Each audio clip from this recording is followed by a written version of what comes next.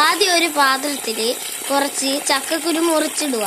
പിന്നെ അത് നല്ല വെള്ളം കൊണ്ട് വൃത്തിയായിട്ട് കഴുകുക.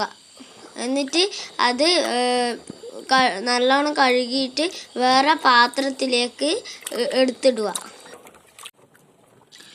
ആദ്യം നമ്മൾ കഴുകിയിട്ട് വൃത്തിയാക്കിയ ആ ചക്കക്കുരു എടുത്ത് കുക്കറിലേക്ക് ഇടുക.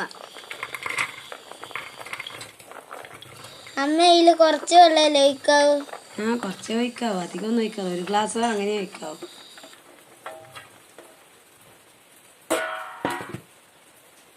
അതിനുശേഷം ഈ ചക്കക്കുരുവിൽ 1/2 ടീസ്പൂണ് മഞ്ഞൾപ്പൊടി ഇടുക. പിന്നെ 1 ടീസ്പൂണ് മുളക് പൊടി ഇടുക.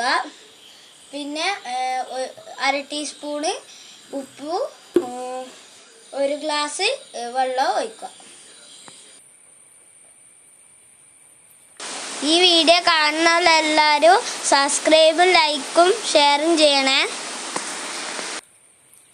അതിനുശേഷം ആ കുക്കർ എടുത്തിട്ട് അടുപ്പത്ത് വെച്ചിട്ട് ഒരു വിസിലടിക്കുന്നവരെ കാത്തു വെക്കുക.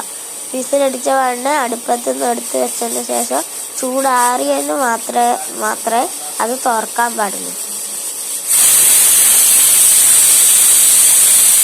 പിന്നെ 2 വലിയുള്ളി ചതുരത്തിൽ മുറിച്ചിടുക.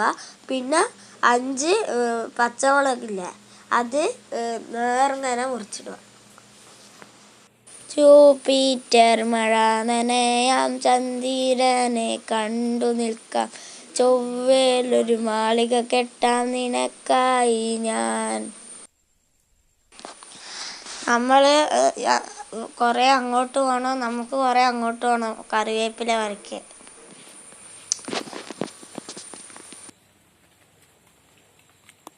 അങ്ങനെ കറിവേപ്പില വരച്ച് നമ്മൾ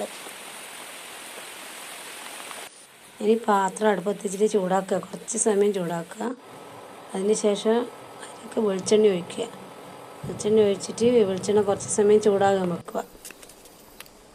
ചൂടായതിന് ശേഷം മുറിച്ച് കഷ്ണങ്ങളാക്കിയ വലിയ ഉള്ളിയില്ലേ, അത് വെളിച്ചെണ്ണയിലിട്ടിട്ട് കുറച്ച് സമയം ഇളക്കി കൊടുക്കുക.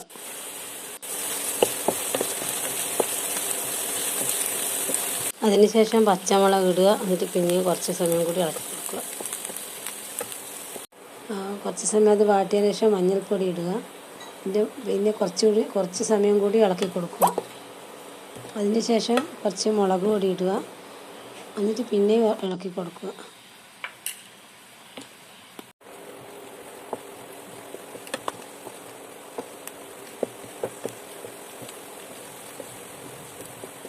ഇനി അത് കുറച്ച് സമയം വാടിയതിന് ശേഷം കറിവേപ്പില ഇട്ട് കൊടുക്കുക. എന്നിട്ട് പിന്നെയും കുറച്ച് സമയം ഇളക്കി കൊടുക്കുക.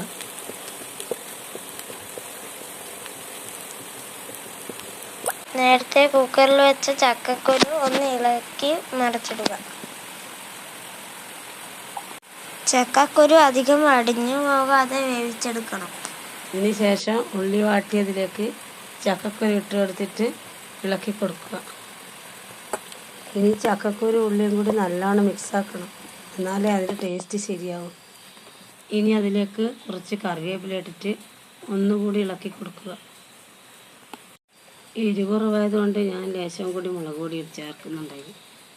വേണ്ടിക്കൽ ആവശ്യമുണ്ടെങ്കിൽ ചേർക്കാം. ഇനി അവസാനം 4 സ്പൂൺ വെളിച്ചെണ്ണ ഒഴിച്ചിട്ട് നല്ലോണം ഇളക്കി കൊടുക്കുക. കുറച്ചുകൂടി ചൂട് കൂട്ടിയിട്ട് കുറച്ച് നല്ലോണം എല്ലാം കൂടി ഒന്ന് നല്ലോണം ഇളക്കി കൊടുക്കുക. അങ്ങനെ ഞങ്ങളുടെ ചക്കക്കുരു മെഴുക്കുവരട്ടി തയ്യാറായി. ചെറിയ സാധനങ്ങൾ കൊണ്ട് നല്ല രുചികരമായി ഭക്ഷണം പാകം ചെയ്യാന്നുള്ളത് ഒന്ന് കാണിച്ചു തന്നു എന്നേ ഉള്ളൂ. ചക്കക്കുരു മെഴുക്കുവരട്ടി എല്ലാം ആക്കുമ്പോൾ ഒരുപാട് സാധനങ്ങൾ എല്ലാവരും ഉപയോഗിക്കും. പക്ഷേ ഈ സാധനങ്ങൾ മാത്രം ഉപയോഗിച്ച് നല്ല രുചികരമായ ചക്കക്കുരു മെഴുക്കുവരട്ടി ഉണ്ടാക്കാം. ഒന്ന് പരീക്ഷിച്ച് നോക്കൂ.